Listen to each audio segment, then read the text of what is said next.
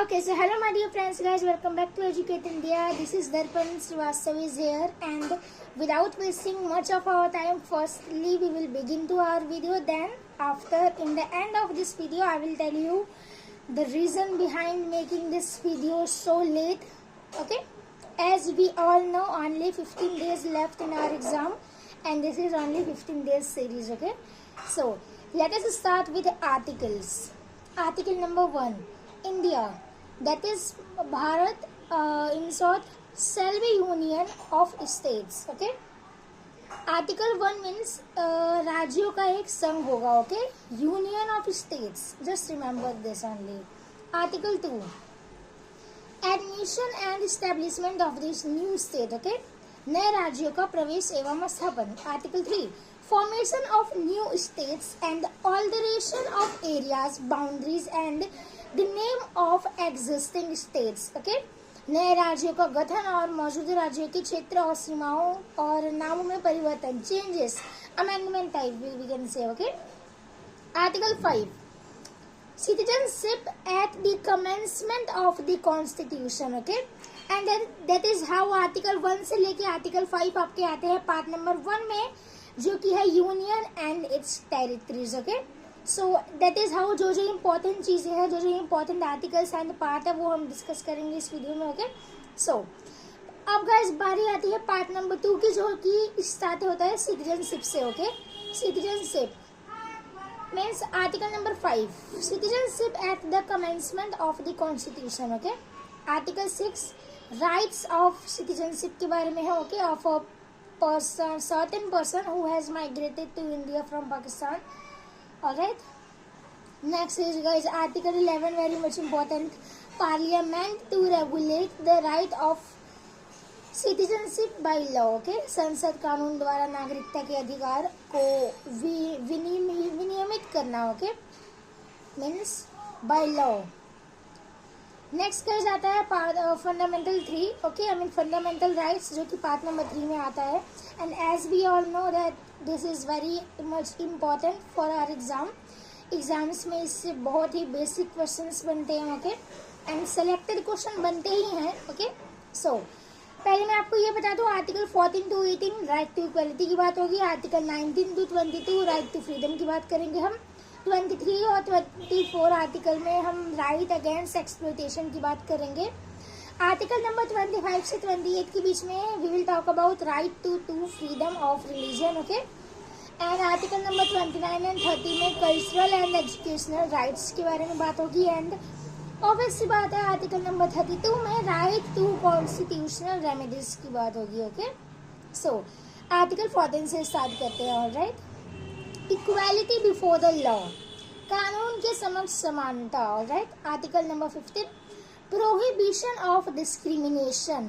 Guys, discrimination means भेदभाव. Okay, alright, difference between boys and girls, that is how this is the funda of discrimination. Okay, means भेदभाव का निषेध, prohibition, restricted लगाना, strictly disallow करना, something like this. Okay, article number 17, abolition of the untouchability. Okay, article number 18, abolition of titles.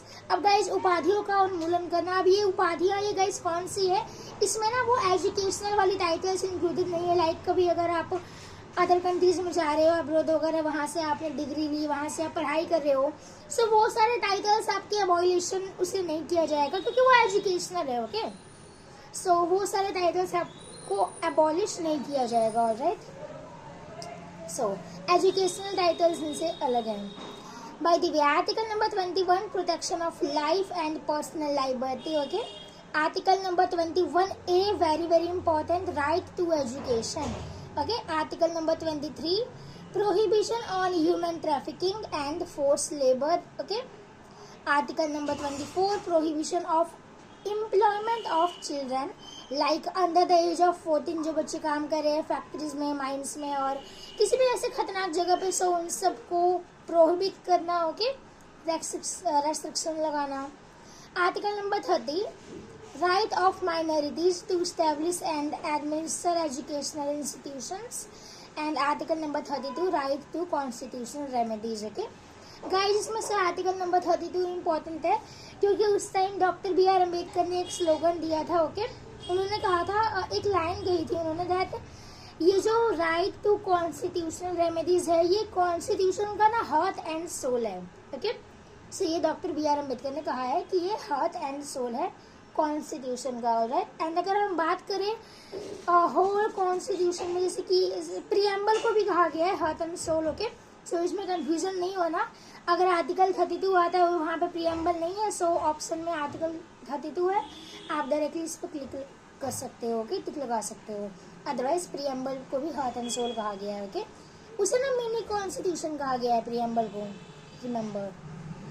Next guys, part number 4, जहाँ पे बात होती है DPSP यानी कि directive principle of state policy की। ओके, जो कि आर्टिकल नंबर 36 से 51 के बीच में आते हैं। सो आर्टिकल नंबर, कुछ इसमें भी आर्टिकल्स इंपॉर्टेंट है, that is why we are discussing. Okay, article number 38, जैसे कि ensure social and political and economic justice. Okay, इन सब का ध्यान रखना। Article number 39 A, equal justice and free legal aid. Okay, article number 40, village panchayat. Okay, and article number 43 guys, ये exam में आ चुका है, 2018 में आया था, उसके बाद से ये कभी रिपीट नहीं हुआ, बट चांसेस है, पॉसिबिलिटीज है कि इस बार भी रिपीट हो जाए। ओके, 2018 में ओनली MTS के एग्जाम में आया था ये। Okay, article number 43, duty of state to improve the health of citizens. Okay, and guys article number 44, जो कि बहुत ही इंपॉर्टेंट है, uniform civil code. As we all know, UCC बहुत बार पूछ चुका है बहुत एग्जाम्स में। ओके, आर्टिकल नंबर 48 की अगर बात की जाए, so organise agricultural and animal husbandry. Okay, article number 51, promotion of international peace and security. Okay, उसको प्रमोट करना। Now guys article number 51A की बात करते हैं, फंडामेंटल ड्यूटीज। ओके, जो कि बहुत ही ज़्यादा इम्पोर्टेंट है। एंड गाइज फंडामेंटल ड्यूटीज में बहुत कुछ चेंजेस भी हुए, जिसके बारे में हम बात करेंगे अमेंडमेंट वाले वीडियोज़ में। ओके, एंड अभी के लिए गाइज मैं आपको बता दूँ, ये बहुत से एग्जाम्स में रिपीट हुआ है, बहुत बार आया है एग्जाम में, सो ये इम्पोर्टेंट है। Okay, article 51A, remember always. Now guys article number 52 में अगर बात की जाए, so the president of India. Okay, article number 51, election of president. Alright, article number 61 की बात की जाए, so procedure for impeachment of the president. Okay, article number 63, the vice president of India. And article number 66 की बात की जाए, so election of vice president. Okay, article number 72 guys, pardon powers of president. Okay, यानी कि president को एक तरह से राष्ट्रपति की क्षमा शक्तियाँ कह सकते हैं। Article number 74, council of ministers to aid and advise president, राष्ट्रपति को सहायता और सलाह देने के लिए मंत्री परिषद। Article number 76, attorney general for India. Okay, Bharat के लिए attorney general. And article number 79, parliament, संसद। Article number 80, composition of Rajya Sabha. And article number 81, composition of Lok Sabha. Very very important. Article number 93 में अगर बात की जाए, तो वहाँ पर आते हैं हमारे the speakers and deputy speakers. Okay, article number 110 की बात की जाए, so definition of money bills important है। आर्टिकल 112 के लिए एनुअल फाइनेंशियल बजट इंपॉर्टेंट है। आर्टिकल 123 के लिए ऑर्डिनेंस पावर ऑफ प्रेसिडेंट भी इम्पोर्टेंट है। एंड आर्टिकल नंबर 124 में guys establishment of supreme court की बात हुई है। ओके, एंड आर्टिकल नंबर 214 में हाई कोर्ट फॉर स्टेट्स। और गाइज अगर मैं बात करूँ, सो आर्टिकल नंबर 165 जहाँ पे advocate general of the state की बात है। Okay, article number 266, consolidated fund and public accounts fund. Okay, article 280 की अगर मैं बात करूँ, सो फाइनेंस कमीशन की बात हो रही है। And article number 312, all India service. Article 324, election commission. And article 338, national commission for the SC। Article 338A, national commission for the ST। And article number 338B, national commission for backward classes. Okay, article 343, official languages of the union. Article 352, very important, national emergency. Article 356, president rule. And article 360, financial emergency. Okay guys, अब आपको ऐसा लग रहा होगा कि मैं कितनी तेज speed में भाग रही हूँ, आई मीन इतना फास्ट, इतना रैपिडली क्यों बोल रही हूँ मैं। मैं रैपिडली इसलिए बोल रही हूँ ताकि आप रैपिडली वाइज सुनो। ओके मीन्स देखो गाइस, हमें आर्टिकल सारे लर्न होते हैं, हमें बस ना एक तरह से हमारे माइंड में उसे कानों में ना सुनना होता है बस बार बार। अब देखो इतने सारे आर्टिकल्स हैं, 400 अराउंड। ओके आप कैसे करोगे यार 400 आर्टिकल्स को याद करना, वेरी डिफिकल्ट। सो बस आपको एक काम करना है, अपने माइंड में ना फिट कर लेना है ताकि ऑप्शन देख के बंदे को समझ में आ जाए, यस यार ये मैंने पढ़ा है, ये मुझे याद है, ओ यार आई रिमेम्बर, मुझे पता है इसका आंसर क्या है। आप ऑप्शन को एलिमिनेट करके भी आंसर निकाल सकते हो। ओके लाइक अगर फंडामेंटल राइट का कोई आ गया है आपके पास, सो आप इजिली एलिमिनेट करो। अगर आपको क्वेश्चन का आंसर नहीं पता, नो एनी प्रॉब्लम, आप एलिमिनेट करो। आप ये सोचो यार 1 तो इसका है, यार ये तो इसका है, इन दोनों में से कोई एक हो सकता है। अब जैसे आप उन दोनों को एलिमिनेट करोगे ना, फर्स्ट और लास्ट को, आपको जो माइंड है ना वो रिकवर करने लगेगा। ओके एंड माइंड आपका इस तरह से रिकवर होगा कि वो डायरेक्टली पास्ट में चला जाएगा और उस टाइम पे चला जाएगा जिस टाइम पर आपने वो क्वेश्चन को पढ़ा। सो इससे आप 1 2 को तो आपने ऑलरेडी रिमूव कर दिया, फर्स्ट और लास्ट को। कंफ्यूजन आपको ओनली 2 और 3rd में रहेगा, सेकेंड एंड थर्ड में, उसे भी आप इजिली रिकवर कर पाओगे। 99% बच्चे उसे भी रिकवर कर लेते हैं, उसे भी आई मीन वो आप एलिमिनेट कर पाओगे एंड अपने आंसर तक पहुंच पाओगे। ओके बहुत ही गाइस कम चांसेस ऐसे होते हैं जब आप अपने आंसर तक नहीं पहुंच पाते। So no any problem, not a big deal. Okay इसमें ऐसी कोई घबराने वाली बात नहीं है, बट गाइस 99% बच्चे ऐसे होते हैं जिनका माइंड जो है ना वो ऑप्शन को एलिमिनेट कर देता है। ओके सो गाइस ये माइंड रिकवर कैसे होगा, आपने फर्स्ट एंड लास्ट को आपने एलिमिनेट किया, सो आपका माइंड डायरेक्टली पास में गया and that is how your mind will recover. Okay and you will be able to correct answer. Okay now okay so guys यहाँ तक हमारे आर्टिकल्स इंपॉर्टेंट सारे कंप्लीट होते हैं। ओके एंड अब गाइज मैं बात करना चाहूंगी कुछ इम्पोर्टेंट लाइक अमेंडमेंट्स के ऊपर। Okay okay so without wasting much of our time, directly let us begin to our video. Okay all right, प्रमुख संविधान संशोधन, wow very good, nice Hindi, good. Okay so अब अगर गाइस बात की जाए फर्स्ट की, गाइस देखो अमेंडमेंट की जब मैं बात करूँ तो हमें फर्स्ट जरूर पता होना चाहिए, क्योंकि बहुत सारे बच्चे होते हैं जो कि फर्स्ट को याद ही नहीं करते हैं, कभी कभी एग्जाम में फर्स्ट अमेंडमेंट गाइस पूछ लेता है। ओके एंड अमेंडमेंट गाइस ये नहीं कि बस आपको ओनली आप सिर्फ अमेंडमेंट याद करो कि यार क्या हुआ था, कब हुआ था, ये भी याद करना है। Okay no any problem, no matter if you did not learn the date, अगर आपको डेट भी याद नहीं है कोई प्रॉब्लम नहीं है, एटलीस्ट ईयर आपको याद होना चाहिए। Okay because year guys exam में पूछता है। अगर मैं बात करूँ एमटीएस की, सो ये normal I mean MTS 10th level या फिर या 10th लेवल एग्जाम में नहीं पूछेगा, but 12th level means CHSL CGL में पूछेगा ही पूछेगा, 100% गारंटी है। ओके उसमें ये आते हैं। ऑलराइट सो गाइज अगर मैं बात करूँ 1951 के आपके जो फर्स्ट अमेंडमेंट हुआ जहाँ पे 9th schedule was added, but in 2007 in Coyle case court said that the subjects are added in the 9th schedule after 24 October 1973. Okay, they can be subject to judicial review. Guys आपको इतना कुछ ध्यान देने की जरूरत नहीं है, बस इतना रिमेम्बर रखो कि पहला जो आपका हुआ था उस टाइम 9th शेड्यूल ऐड हुआ था। ओके अब शेड्यूल क्या है वो मैं आपको बता दूंगी। ओके उसमें कंफ्यूजन होने की कोई भी जरूरत नहीं है। बाकी गाइस 7th आपका अमेंडमेंट हुआ था 1956 में। ओके जहाँ पे अबॉलिशन हुआ था आपका एंड स्टेट्स जो है वो आपके स्टेट्स और यूनियन टेरिटरीज इनका डिवीजन हुआ था। सो 14 स्टेट उस टाइम बने थे एंड 6 यूनियन टेरिटरीज बनाए गए थे। ओके ये आपका 7th में हुआ था एंड जो कि 1956 में हुआ था। ऑलराइट अब गाइस अगर मैं बात करूँ 10th की, सो 1961 में हुआ था जहाँ पे Dadra and Nagar Haveli were added to the Indian union. Indian union में दादर एंड नागर हवेली को ऐड किया गया था। ओके जो कि एक यूनियन टेरिटरीज का पार्ट है। ऑलराइट एंड 11th में अगर गाइस बात करूँ वो भी आपका 1961 में ही हुआ था, 10th 11th दोनों अमेंडमेंट। सो 11th में guys the election of president और वाइस प्रेसिडेंट का जो इलेक्शन है that cannot be challenged on the ground of vacancy in the appropriate electoral college. Okay. In short guys, राष्ट्रपति और उपराष्ट्रपति के निर्वाचन को उपयुक्त निर्वाचक मंडल में रिक्त के आधार पर चुनौती नहीं दी जा सकती है. Okay. Next guys, amendment number 12 की अगर मैं बात करूं जो कि 1962 में हुआ, जहां पे गोवा, दामन and Diu join the Indian union. इन्होंने भी ज्वाइन किया. ओके. इंडियन यूनियन को.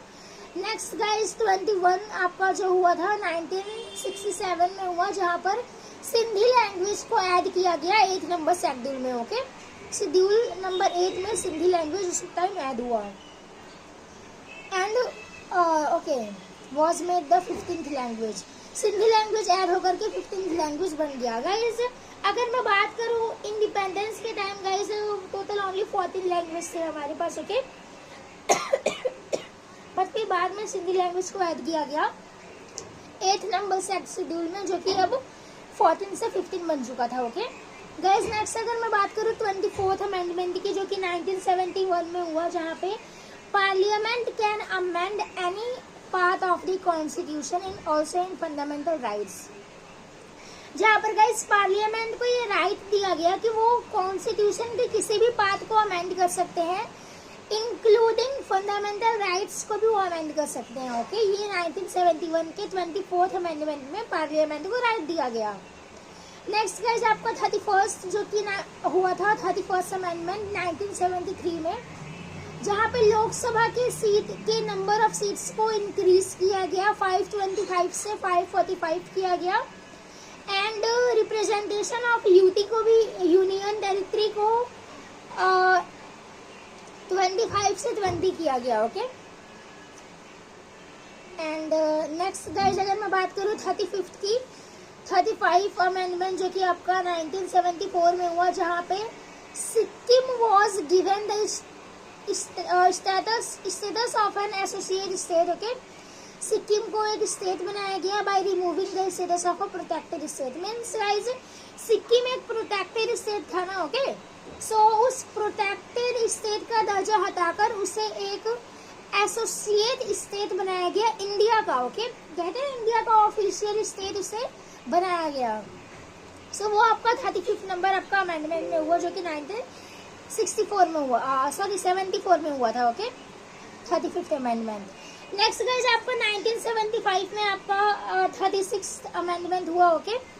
35 के बाद 36 हुआ, जहां पर सिक्किम सेकेंड 22 एंड स्टेट बन गया इंडिया का. ओके.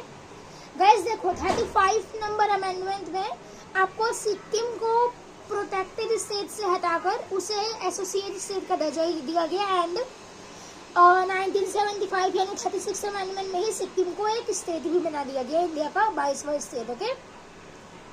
घोषित कर दिया गया एक तरह से. ऑलराइट.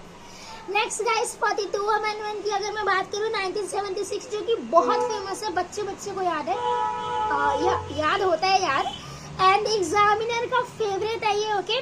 मैं क्या बताऊं अब guys. The words socialist, secularism and integrity were added to the preamble. Preamble में 3 वर्ड्स ऐड हुए जो कि एग्जाम में बहुत ज्यादा पूछते हैं. 1976 में ऐड हुआ, 42 अमेंडमेंट के टाइम ऐड हुआ. कौन कौन से word? Secularism, socialist and integrity. Okay. उसी के साथ फंडामेंटल ड्यूटीज को भी ऐड किया गया. ओके. जो कि पार्ट नंबर 4A में ऐड हुआ, आर्टिकल नंबर 51A में ऐड हुआ, fundamental duties of the citizens. और guys the president was bound to accept the advice of the cabinet. Okay. उसे बाउंड कर दिया गया कि प्रेसिडेंट अब कैबिनेट की एडवाइस को एक्सेप्ट नहीं करेंगे. ओके. नेक्स्ट गाइस अब अगर मैं बात करूँ अमेंडमेंट नंबर 44 में क्या हुआ, सो वो 1978 में हुआ था. ओके. अमेंडमेंट नंबर 44 में guys, in the emergency instead of internal disturbance a military immunity was put in place. The right to property was recognised as a legal right. Okay. Right to property जो कि fundamental right का एक part है, उसे as a legal right बनाया गया। Okay, और sorry, fundamental right का नहीं, ये फंडामेंटल ड्यूटीज का पार्ट था, राइट टू प्रॉपर्टी, जिसे कि एक लीगल राइट बनाया गया। Okay, yes.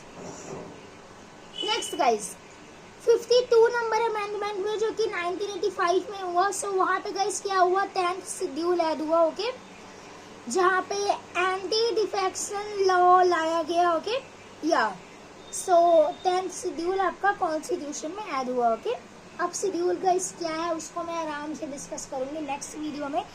चाहती नहीं हो ना ये वीडियो ज़्यादा लंबा हो जाए एंड आपको फिर कंफ्यूजन हो जाए, फिर आप कहो ओ माय गॉड सारा वन शॉट में बना दिया। I don't like her, but मैं चाहती हूँ, I want that you like me, I mean आप मेरे कंटेंट क्रिएशन को पसंद करोगे।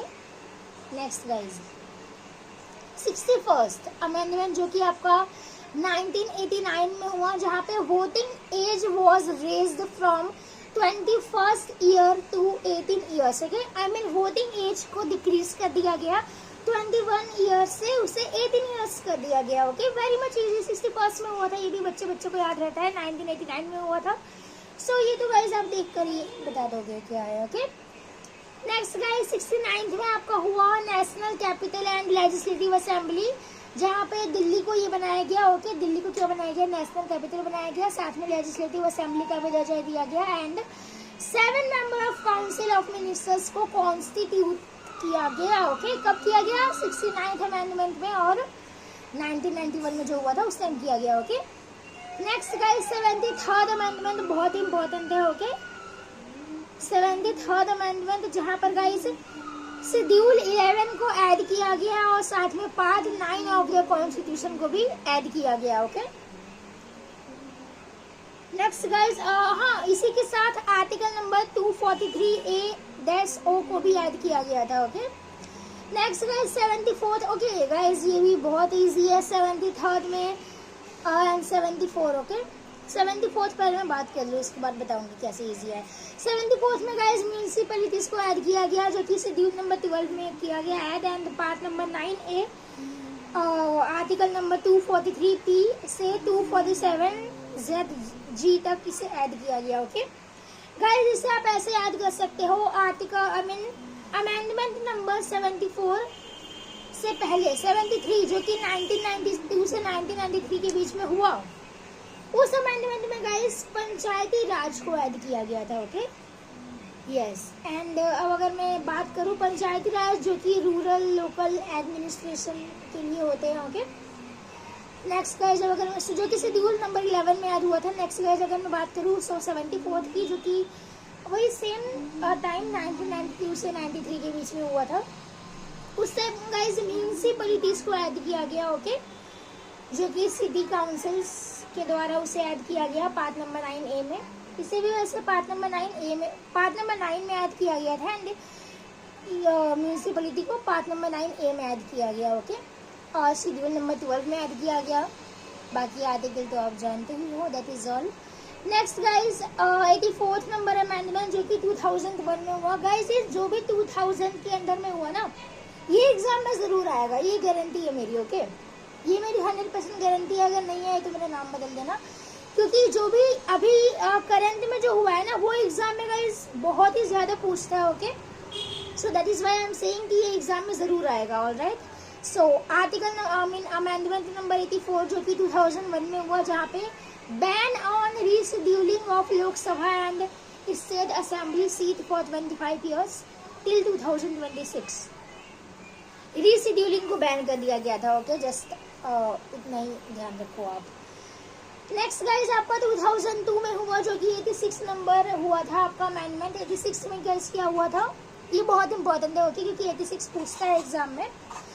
बाय दिस, ध्यान से सुनना। Okay, free and compulsory education for children of age 6 to 14 years was made a fundamental right, article number 21A, जहाँ पे राइट टू एजुकेशन की बात है। जैसे कि मैंने बताया था, जो भी चिल्ड्रंस है 6 से 14 ईयर्स के एज के बीच में, उन्हें फ्री और कंपल्सरी एजुकेशन दिया जाएगा, ऐसा इन्होंने निकाला इसमें। ओके, इन्होंने कहा। Next guys, provision for amendment in article number 45 and 51A, that is all about it, nothing more important, इसमें ज़्यादा कुछ इम्पोर्टेंट नहीं है। नेक्स्ट गाइस 91st की अगर मैं बात करूँ सो वहाँ पर 2003 में हुआ, ओके, कंटिन्यूअसली होता गया। It limited the size of the council of ministers which cannot exceed 15% of the total strength of the Lok Sabha, okay? So यहाँ पे लोकसभा एंड लेजिस्लेटिव असेंबली का रोल रहा है, nothing more important. Next guys, important तो 92 number amendment है जो कि 2006 में हुआ है, वेरी इंपॉर्टेंट बिकॉज यहाँ पर 4 लैंग्वेज को शेड्यूल नंबर 8 में ऐड किया गया और ऐड करके उसे बढ़ा दिया गया लैंग्वेज को, ओके। सो अब वो 4 लैंग्वेज कौन कौन से है ये इम्पोर्टेंट है, okay. So Bodo, Dogri, Maithili and Santhali, okay. Bodo, Dogri, Maithili, Santhali, ये लैंग्वेज है, ओके, लैंग्वेज का नाम है। जो जिसे 92 नंबर अमेंडमेंट के साथ ऐड किया गया, 2006 में ऐड हुआ, ओके, और 8 नंबर शेड्यूल में ऐड हुआ, ओके। नेक्स्ट गाइस 97 की अगर बात करूँ जो कि 2011 में हुआ है, ओह 2011, ये तो अभी कुछ टाइम पहले की बात है। The right to form a cooperative society became a fundamental right under 19 and a new section title, एक नया सेक्शन बनाया गया 9B में, जिसे कोऑपरेटिव सोसाइटीज का नाम दिया गया, वो जा रही थी 9B, okay. Next guys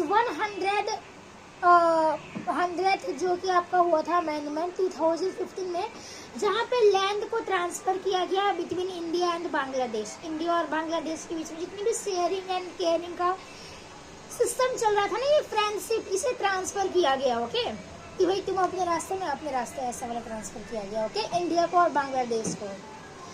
next guys 101st amendment जो कि 2016 में हुआ, जहाँ पे जीएसटी को ऐड किया गया, okay, goods and services tax को, जो कि जीएसटी, जो कि अगर हम कुरकुरे का पैकेट भी ले तो उसमें भी जीएसटी चार्ज लगता है, ओके।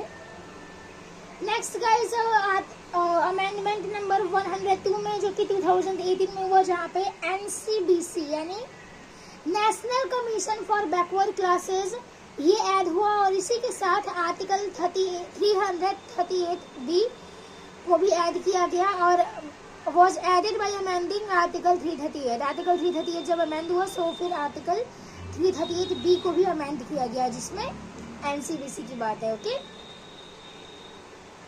ऑलराइट, अब गाइज मैं बात करूँ आर्टिकल अमेंडमेंट नंबर 103 जो कि 103 जो कि 2019 में हुआ। यार ये तो बहुत टाइम पहले की, नहीं कुछ टाइम पहले की बस बात है, जहाँ पे SC ST कैटेगरी को भी ऐड किया गया, ओके।